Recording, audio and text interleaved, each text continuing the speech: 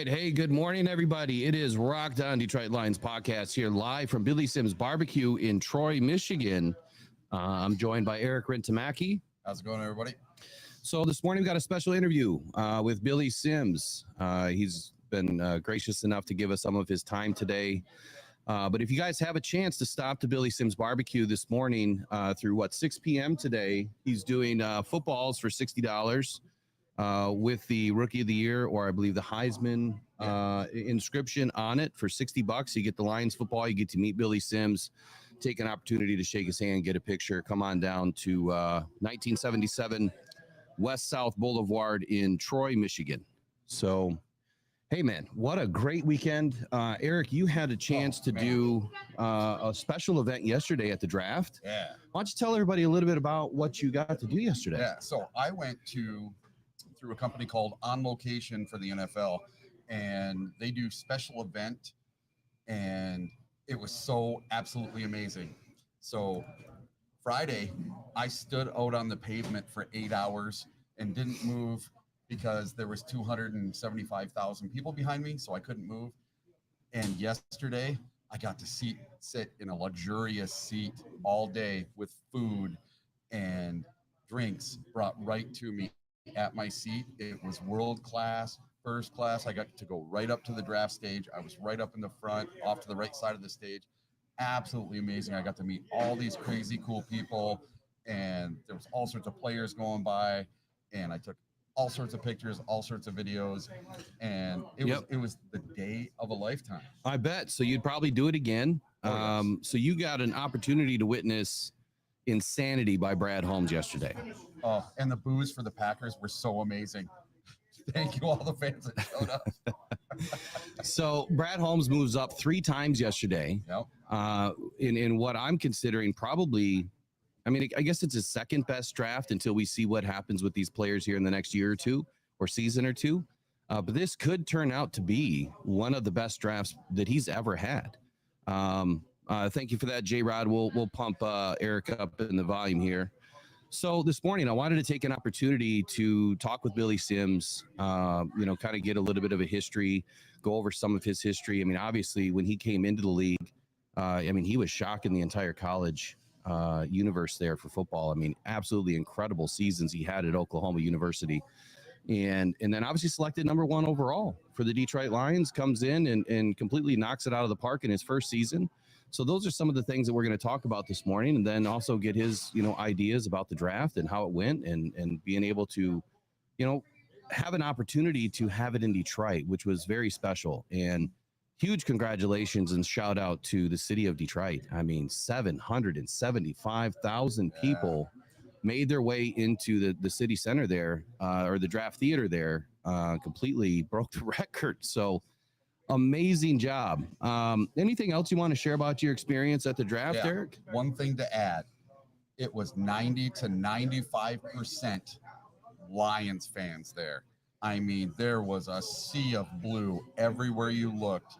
9 out of 10 jerseys were blue or black Lions jerseys. It was amazing. So talking about the Black Lions jerseys, the entire crew there inside of Detroit's war room, Don number 89, Dan Campbell, head coach, his number in the black jersey. I thought that was a very cool move to show their love and appreciation for the head coach, Dan Campbell. What an excellent move by the Lions. I got to get one of those jerseys. I don't know if they're available yet. Yeah, they're not even available yet. And there's no customization available yet until, from what I understand, sometime around July, August, there will be customized jerseys available, but they just don't have the material yet to do it. So I'm looking forward to that. So in the chat, guys, do us a favor. Send us some questions. We'll see how much time we have with Mr. Sims this morning, but send us some questions on what you would like to ask Mr. Sims today about his illustrious career as a Detroit Lion. And I apologize. We're going to have a lot of background noise today. We're in a restaurant, so it's going to be a little bit loud. But we're going to do our best here to answer some of your questions today. Let us know what you guys think. And then, man, what a crazy opportunity to, got a chance to meet Billy Sims the other day. Been working with their team for almost a year now to make this happen. And it's finally happened. Yeah. So I'm excited about it. I can't thank them enough. One question I have, which I'm going to ask Billy Sims, and I'm going to keep it hush hush here. How come he didn't make a pick yesterday? Yeah, I found that kind of weird. me Like, too. I mean, he's in town. He's a legend. He's a legend, one of the best to do it. Why didn't they have him up on stage, even with a group of legends, Yeah. to make a pick? I mean, I don't know, man. I feel like the Lions should have done something there. That was a little snobby on their part. Yeah, maybe. We'll see what he has to say. But Mr. Sims, man, he's Yeah. going to be He'll going be to nice about it. he'll Yeah. be okay with it, I'm sure. But so anyway, what's everybody up to on this Sunday afternoon or Sunday morning? Big draft week. Big time Lions draft prospects are coming into Detroit today. I mean, Terry and Arnold obviously already here, but first overall pick, Terry and Arnold. I don't think the Lions could have done any better here. We did a video a few weeks ago about Terry and Arnold with the thought process that there was no way that guy was going to slip past 15. And with all these offensive players that went off the board early, Terry and Arnold lines up for Detroit to make the trade to move up to 24 to take them.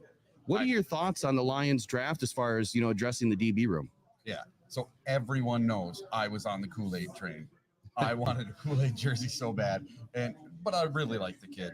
And the reason I liked Kool-Aid from the very beginning so much was because I never in my lifetime thought we would ever have a chance at moving up far enough to get Terry on Arnold.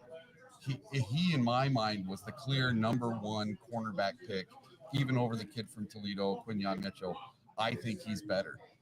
And I never in my life thought that we would have a chance to take Terrion Arnold from Alabama in the first round of the draft. So, I never thought we would. Yeah. So what do you think about the likelihood of Terry and Arnold jumping in, first season, getting some playing time? So Brad Holmes mentioned yesterday that, and this has been their mantra this entire time. It doesn't matter where you picked. It doesn't mean that you're going to play immediately. Nope. So what do you think about his chances getting on the field? And, will he have an impact in his first season? I'll tell you, my opinion is I think he will. I think he's going to compete at a high level. Whether he's right cornerback or left cornerback, I don't think it really matters at this point. But I think he's going to compete at a high level. He's going to enter this 2024 season ready to go, starting week one at a minimum, the left cornerback spot over Amik Robertson. What do you think?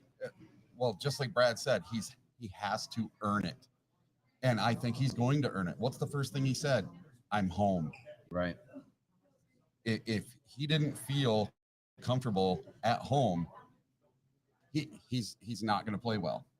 But he already feels like he's at home. He's got Brian Branch and he's got J-Mo and all his buddies are on our team. We're Alabama East now. It's amazing. He's going to have chemistry. He's going to know exactly what's coming at him. Unlike some of the other guys, he knows what he's up against. The thing I really liked about Terry and Arnold and the way that he addressed the media was, he's had this plan. And it wasn't just about getting drafted. Like he felt that was going to happen no matter what. He's got aspirations to be a Hall of Famer. So his goals are set, 10, 15 years down the road. Making it into the NFL was a consolation prize to him. And I'm speaking for him. It was, that's the entry into the league. Now he said he's got to stay relevant. He's got to stay on the field. He's got to stay in the league. And then he's got to perform at a high level so that he can become the player that he wants to be, in his career. So I think we'll be having Billy on here in just a few moments. I can't see what's going on behind me, but we'll be taking a break here in a little bit. And then when we come back, Billy will be on. So pick number 2, Ennis Rakestraw. Yeah. Brad Holmes doubles down twice, in the first two rounds, taking another cornerback. And I tell you what, man, addressing the biggest deficiency on this team, I think was the way to go. I know a lot of people were clamoring for getting an edge rusher or this, that, or the other thing, right? If you can lock down the back of the defense, that really helps the front of your defense. You might get more coverage sacks, but a sack is a sack, right? I think that the difference here is how does that sack affect the game? So in your opinion, Eric, does it matter to you, whether you get a sack through coverage or if you get a sack just because the defensive front is really good and they're beating their one-on-ones? At the end of the day, for me, it's all about affecting the game. Is it a TFL? Is that sack dropping the quarterback for a loss on third down and now they're punting the ball? Those are the types of sacks that I want to see. So, in your opinion, how is this DB room? 2 corner spots, and Vaki comes in and helps with the safety spot. Man, no more giving up 200 yards and 2 touchdowns to CeeDee Lamb and Justin Jefferson. Let's lock these guys down. So, let me move on to something else real quick. So, J Rod says UDFA, Jake Bates, and Marshawn Lattimore in June. So I'm not so sure on Marshawn Lattimore, but I will say this about Bates. Here's the thing for me: we didn't take a kicker. Nope. So is there some sort of a deal in place that maybe Bates is going to stay home after the season ends with the Michigan Panthers? I think there's a good likelihood. Obviously, they can't do anything until June. They can't even contact the players. They can contact the team. I don't even know if they can really contact agents for the players at this point. But there's some defining rules here that the Lions will have to follow. But the fact that they didn't take a kicker, I think that speaks volumes to the way that Brad Holmes and Dan Campbell want to run this team. And you're going to see fourth down Dan continue in 2024. So how we doing back here? He's still in the other one. Okay, perfect.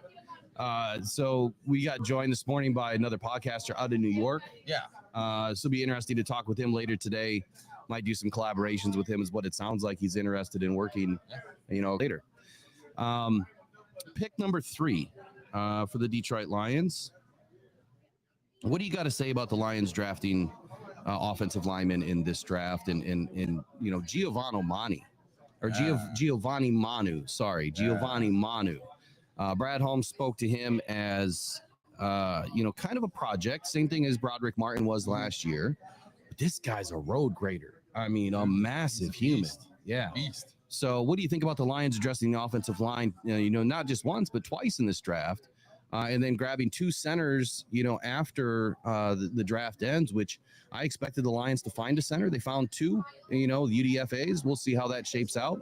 Well, let's start with that offensive line. How do you feel the Lions did here? I think they did great. And I think they went for versatility, guys that can pull, guys that can, block not only their guy, but the guy next to him.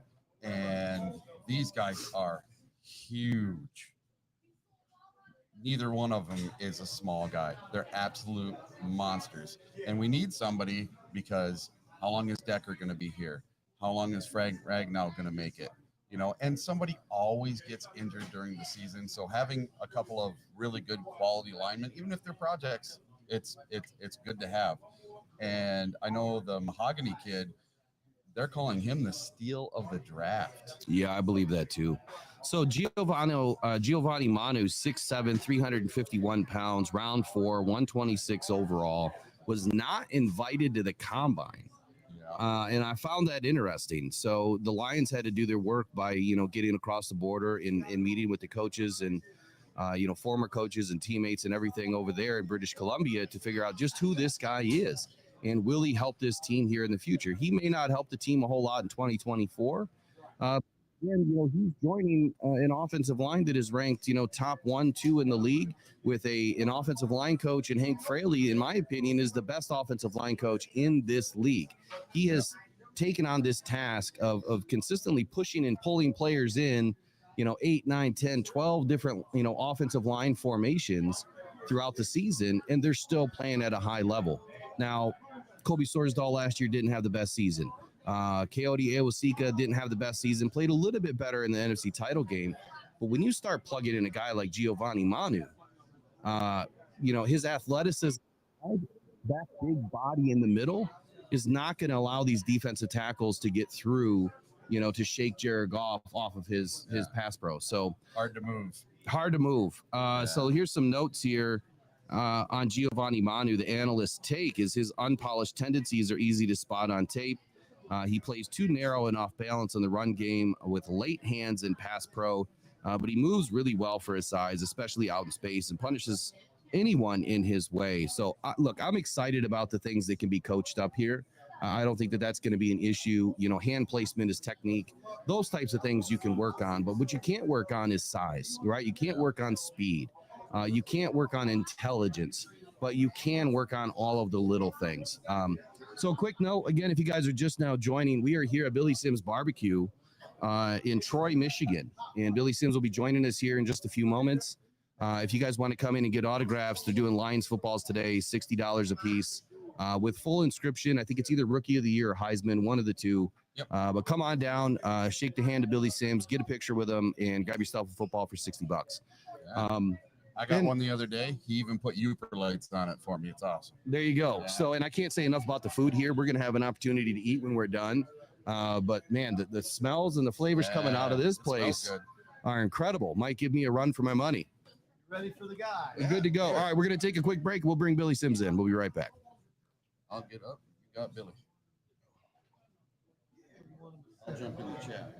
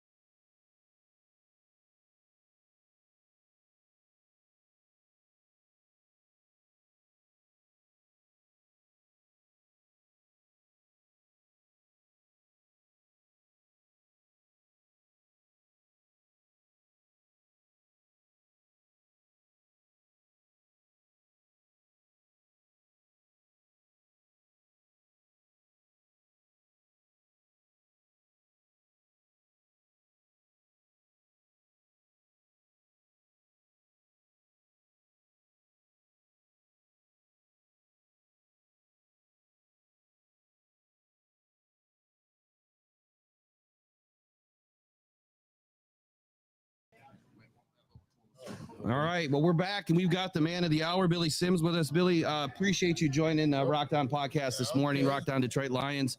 All right. So, look, I want to start off with a little bit about your career here. So, in your first full season at OU, you were the first running back in school's history to run for over 1,000 yards. You had 1,762 yards in a single season, and then you did it again the next season, winning the Heisman in 1978. And then, of course, picked number 1 overall in the NFL draft.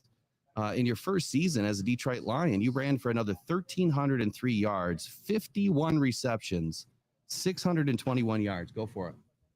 Told them I could catch the ball. Yeah, but they didn't believe you. They didn't believe you. I understand why, because at Oklahoma, we ran the wishbone. Yeah.